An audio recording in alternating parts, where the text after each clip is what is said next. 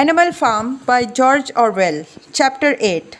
A few days later, when the terror caused by the executions had died down, some of the animals remembered or thought that they remembered that the sixth commandment decreed, "No animal shall kill another animal."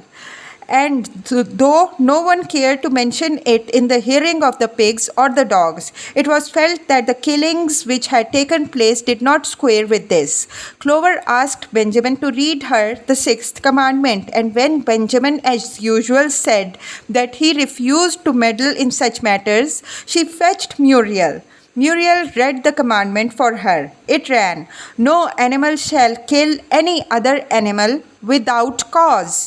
Somehow or the other, the last two words had slipped out of the animal's memory, but they saw now that the commandment had not been violated, for clearly there was good reason for killing traitors who had leagued themselves with Snowball. Throughout the year, the animals worked even harder than they had worked in the previous year to rebuild the windmill with walls twice as thick as before, and to finish it by appointed date together with the regular work of the farm was tremendous labor. There were times when it seemed to the animals that they worked longer hours and fed no better than they had done in Jones's day.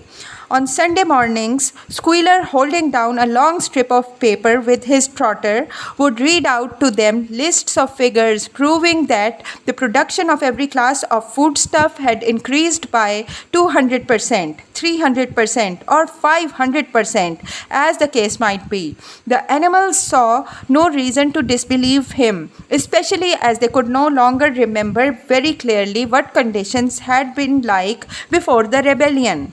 All the same, there were days when they felt that they would sooner have had less figures and more food.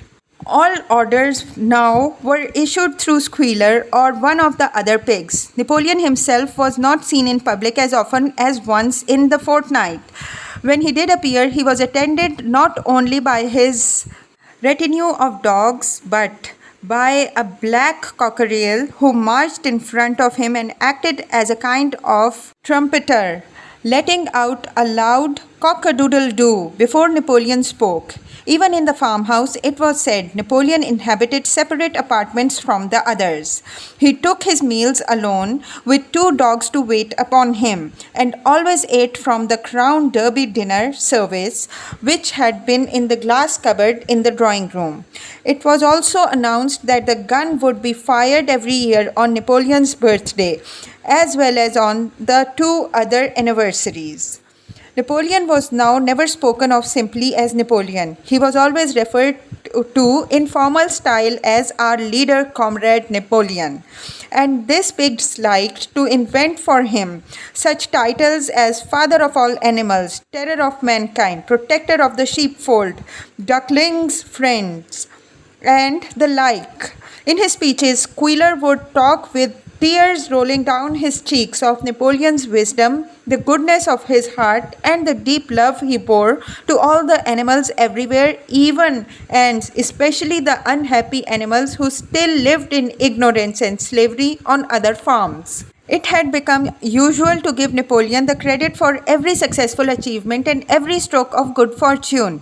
You would often hear one hen remark to another, "Under the guidance of our leader, Comrade Napoleon, I have laid 5 eggs in 6 days." Or two cows enjoying a drink at the pool would exclaim, "Thanks to the leadership of Comrade Napoleon, how excellent this water tastes." The general feeling on the farm was well expressed in a poem entitled Comrade Napoleon, which was composed by Minimus and which ran as follows.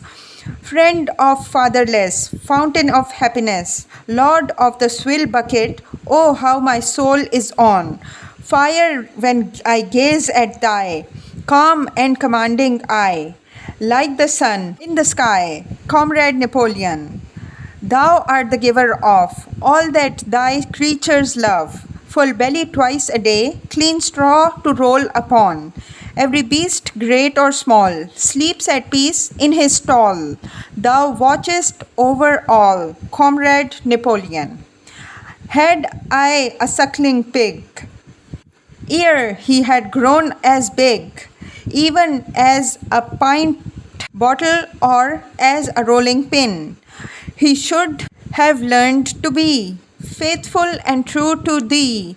Yes, his first squeak should be, Comrade Napoleon.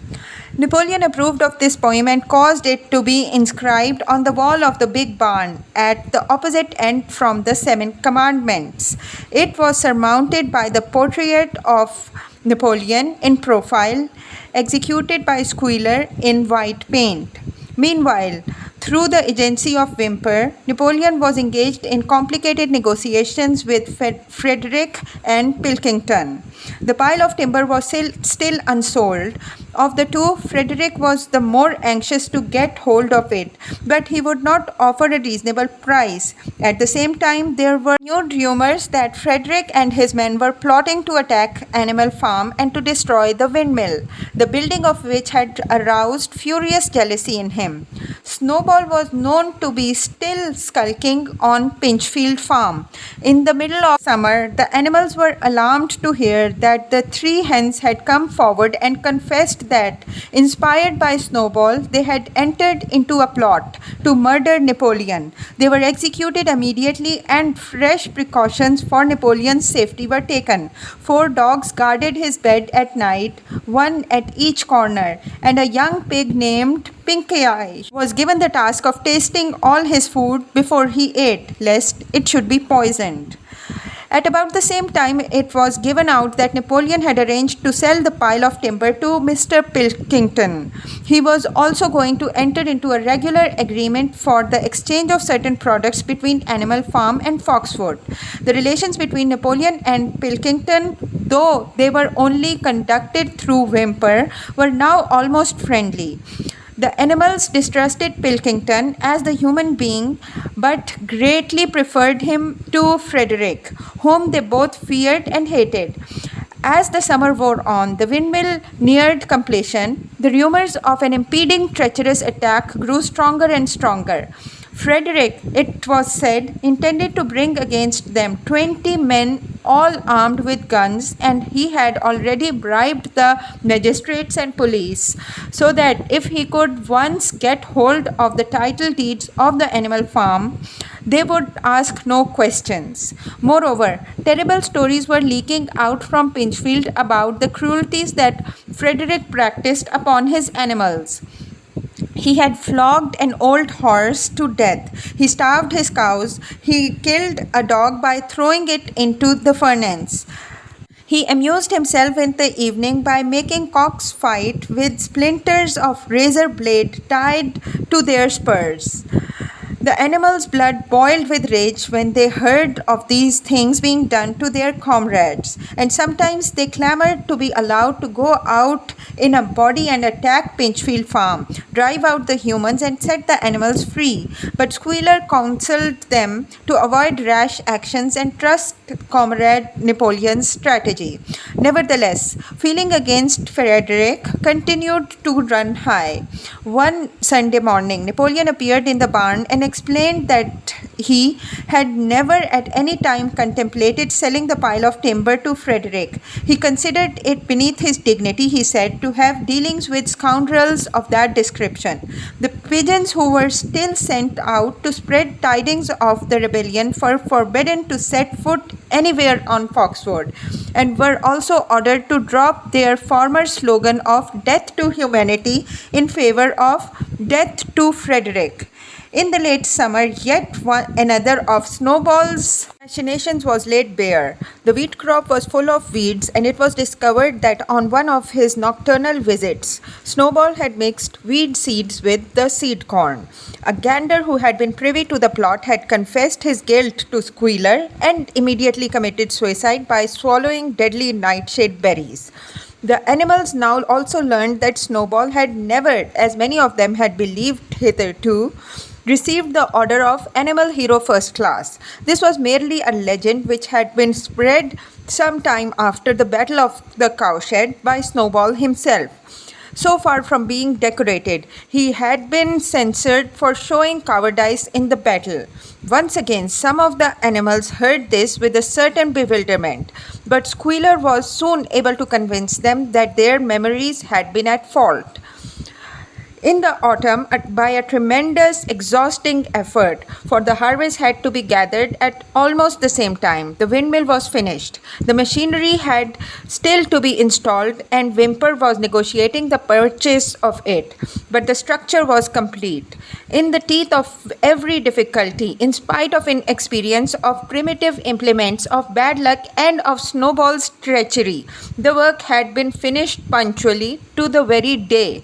Tired out but proud, the animals walked around and round their masterpiece, which appeared even more beautiful in their eyes than when it had been built the first time. Moreover, the walls were twice as thick as before. Nothing short of explosives could lay them low this time. And when they thought of how they had labored, what discouragements they had overcome, and the enormous difference that would have made in their lives when the sails were turning and the dynamos running, when they thought of all this, their tiredness forsook them, and they gamboled round and round the windmill, uttering cries of triumph. Napoleon himself, attended by his dogs and his cockerel, came down to inspect the completed work. He personally congratulated the animals on their achievement and announced that the mill would be named Napoleon Mill. 2 days later, the animals were called together for a special meeting in the barn. They were struck dumb with surprise when Napoleon announced that he had sold the pile of timber to Frederick.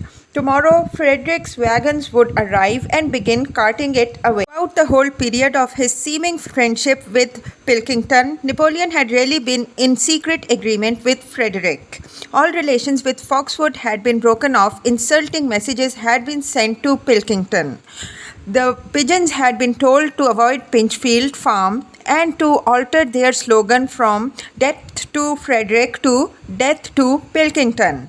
At the same time, Napoleon assured the animals that their stories of an impending attack on Animal Farm were completely untrue, and that the tales about Frederick's cruelty to his own animals had been greatly exaggerated. All these rumors had probably originated with Snowball and his agents. It now appeared that Snowball was not, after all, hiding on Pinchfield Farm, and in fact had never been there in his life. He was living in considerable luxury, so it was said, at Foxwood, and had in reality been a pensioner of Pilkington for years past. The pigs were in ecstasies over Napoleon's cunning. By seeming to be friendly with Pilkington, he forced Frederick to raise the price by 12 pounds. But the superior quality of Napoleon's mind, said Squealer, was shown in the fact that he trusted nobody, not even Frederick. Frederick wanted to pay for the timber with something called a check, which it seemed was a piece of paper with a promise to pay written upon it. But Napoleon was too clever for him. He had demanded payment in real 5-pound notes, which were to be handed over before the timber was removed. Already, Frederick had paid up, and the sum he had paid was just enough to buy the machinery for the mint with. Meanwhile, the timber was being carted away at high speed. When it was all gone, another special meeting was held in the barn for the animals to inspect Frederick's banknotes. Smiling beatifically and wearing both his decorations, Napoleon reposed on a bed of straw on the platform with the money at his side, neatly piled on a china dish from the farmhouse kitchen. The animals filed slowly past, and each gazed his fill, and Boxer put out his nose to sniff at the banknotes, and the flimsy white things stirred and rustled in his breath. 3 days later, there was a terrible hullabaloo. Whymper, his face deadly pale, came racing up the path on his bicycle, flung it down in the yard, and rushed straight into the farmhouse. The next moment, a choking roar of rage sounded from Napoleon's apartments. The news of what had happened spread round the farm like wildfire. The banknotes were forgeries. Frederick had got the timber for nothing. Napoleon called the animals together immediately and in a terrible voice pronounced the death sentence upon Frederick. When captured, he said, Frederick should be boiled alive. At the same time, he warned them that after this treacherous deed, the worst was to be expected. Frederick and his men might make their long expected attack at any moment. Sentinels were placed at all the approaches to the farm. In addition, 4 pigeons were sent to Foxwood with a conciliatory message which it was hoped might re-establish good relations with Pilkington. The very next morning, the attack came. The animals were at breakfast when the lookouts came racing in with the news that Frederick and his followers had already come through the 5-barred gate. Boldly enough, the animals sallied forth to meet them, but this time they did not have the easy victory that they had had in the Battle of the Cowshed. There were 15 men with half a dozen guns between them, and they opened fire as soon as they got within 50 yards. The animals could not face the terrible explosions and the stinging pellets, and in spite of the efforts of Napoleon and Boxer to rally them, they were soon driven back. A number of them were already wounded. They took refuge in the farm buildings and peeped cautiously out from chinks and knotholes. The whole of the big pasture, including the windmill, was in the hands of the enemy. For the moment, even Napoleon seemed at lost. He paced up and down without a word, his tail rigid and twitching. Wistful glances were sent in the direction of Foxwood. If Pilkington and his men would help them, the day might yet be won. But at this moment, the 4 pigeons who had been sent out on the day before returned, one of them bearing a scrap paper from Pilkington. On it was penciled the words, "Serves you right." Meanwhile, Frederick and his men had halted about the windmill. The animals watched them and a murmur of dismay went round. 2 of the men had produced a crowbar and a sledgehammer. They were going to knock the windmill down. "Impossible!" cried Napoleon. "We have built the walls far too thick for that. They could not knock it down in a week. Courage, comrades!" But Benjamin was watching the movements of the men intently. The 2 with the hammer and the crowbar were drilling a hole near the base of the windmill. Slowly and with an air almost of amusement, Benjamin nodded his long muzzle. "I thought so," he said. "Do you not see what they are doing? In another moment they are going to pack blasting powder into the hole." Terrified, the animals waited. It was impossible now to venture out of the shelter of the buildings. After a few minutes, the men were seen to be running in all directions. Then there was a deafening roar. The pigeons swirled into the air, and all the animals except Napoleon flung themselves flat on their bellies and hid their faces. When they got up again, a huge cloud of black smoke was hanging where the windmill had been. Slowly the breeze drifted away. The windmill had ceased to exist. At this sight, the animals' courage returned to them. The fear and despair they had felt a moment earlier were drowned in their rage against this vile, contemptible act. A mighty cry for vengeance went up, and without waiting for further orders, they charged forth in a body and made straight for the enemy. This time they did not heed the cruel pellets that swept over them like hail. It was a savage, bitter battle. The men fired again and again, and when the animals got too close quarters, lashed out with their sticks and their heavy boots. A cow, 3 sheep, and 2 geese were killed, and nearly everyone was wounded. Even Napoleon, who was directing operations from the rear, had the tip of his tail chipped by a pellet. But the men did not go unscathed either. 3 of them had their heads broken by blows from Boxer's hoofs. Another was gored in the belly by a cow's horn. Another had his trousers nearly torn off by Jessie and Bluebell. And when the 9 dogs of Napoleon's own bodyguard, whom he had instructed to make a detour under the cover of the hedge, suddenly appeared on the men's flank, baying ferociously, panic overtook them. They saw that they were in danger of being surrounded. Frederick shouted to his men to get out while the going was good, and the next moment the cowardly enemy was running for dear life. The animals chased them right down to the bottom of the field and got in some last kicks at them as they forced their way through the thorn hedge. They had won, but they were weary and bleeding. Slowly they began to limp back towards the farm. The sight of their dead comrade stretched upon the grass moved some of them to tears, and for a little while they halted in a sorrowful silence at the place where the windmill had once stood. Yes, it was gone. Almost the last trace of their labor was gone. Even the foundations were partially destroyed, and in rebuilding it, they could not this time, as before, make use of the fallen stones. This time the stones had vanished. The force of the explosion had flung them to distances of hundreds of yards. It was as though the windmill had never been. As they approached the farm, Squealer, who had unaccountably been absent during the fight, came skipping towards them, whisking his tail and beaming with satisfaction, and the animals heard from the direction of the farm buildings the solemn booming of a gun. "What is that gun firing for?" said Boxer. "To celebrate our victory," cried Squealer. "What victory?" said Boxer. His knees were bleeding, he had lost a shoe and split his hoof, and a dozen pellets had lodged themselves in his hind leg. "What victory, comrade? Have we not driven the enemy off our soil, the sacred soil of Animal Farm?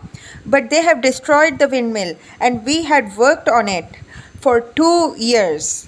What matter? We will build another windmill. We will build 6 windmills if we feel like it. You do not appreciate, comrade, the mighty thing that we have done. The enemy was in occupation of the very ground that we stand upon, and now, thanks to the leadership of Comrade Napoleon, we have won every inch of it back again." "Then we have won back what we had before," said Boxer. "That is our victory."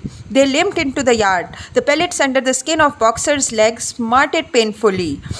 He saw ahead of him the heavy labor of rebuilding the windmill from the foundations, and already in imagination he braced himself for the task. And for the first time it occurred to him that he was 11 years old, and that perhaps his great muscles were not quite what they had once been.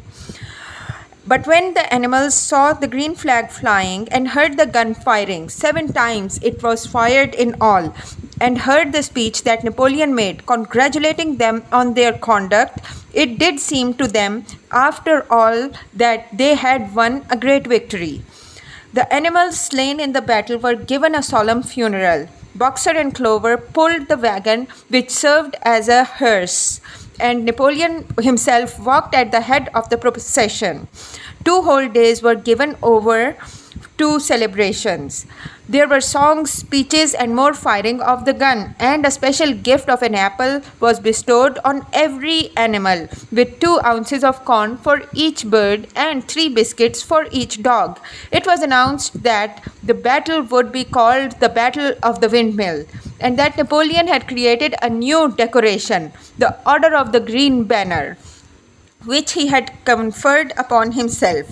In the general rejoicings, the unfortunate affair of the banknotes was forgotten. It was a few days later than this that the pigs came upon a case of whiskey in the cellars of the farmhouse.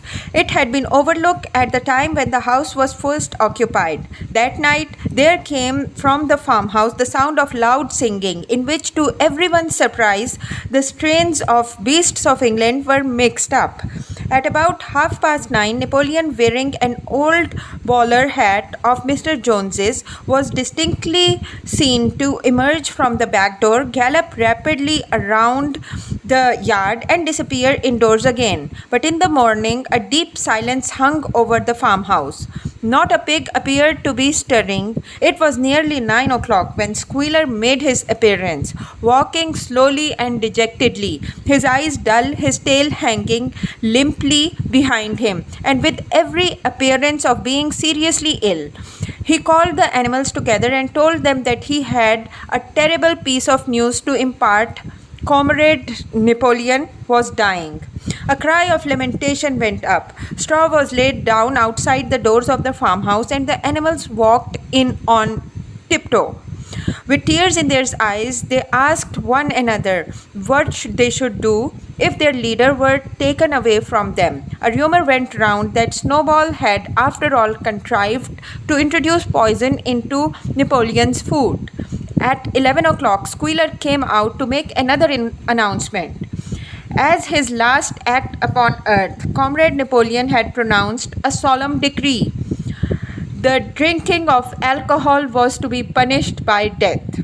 By the evening, however, Napoleon appeared to be somewhat better, and the following morning, Squealer was able to tell them that he was well on the way to recovery. By the evening of that day, Napoleon was back at work, and on the next day, it was learned that he had instructed Whymper to purchase in Wellington some booklets on brewing and distilling.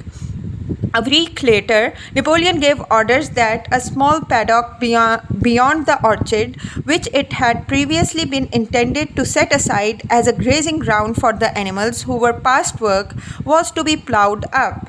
It was given out that the pasture was exhausted and needed reseeding, but it soon came to be known that Napoleon intended to sow it with barley. About this time, there occurred a strange incident which hardly anyone was able to understand. One night at about 12 o'clock, there was a loud crash in the yard, and animals rushed out of their stalls. It was a moonlit night. At the foot of the end wall of the big barn, where the 7 commandments were written, there lay a ladder broken into pieces. Squealer, temporarily stunned, was sprawling beside it, and near at the hand there lay a lantern, a paintbrush, and an overturned pot of white paint. The dogs immediately made a ring round Squealer and escorted him back to the farmhouse as soon as he was able to walk. None of the animals could form any idea as to what this meant, except old Benjamin, who nodded his muzzle with a knowing air and seemed to understand but would not say anything. But a few days later, Muriel, reading over the 7 commandments to herself, noticed that there was yet another of them which the animals had remembered wrong. They had thought the 5th commandment was, "No animal shall drink alcohol," but there were 2 words that they had forgotten. Actually, the commandment read, "No animal shall drink alcohol to excess."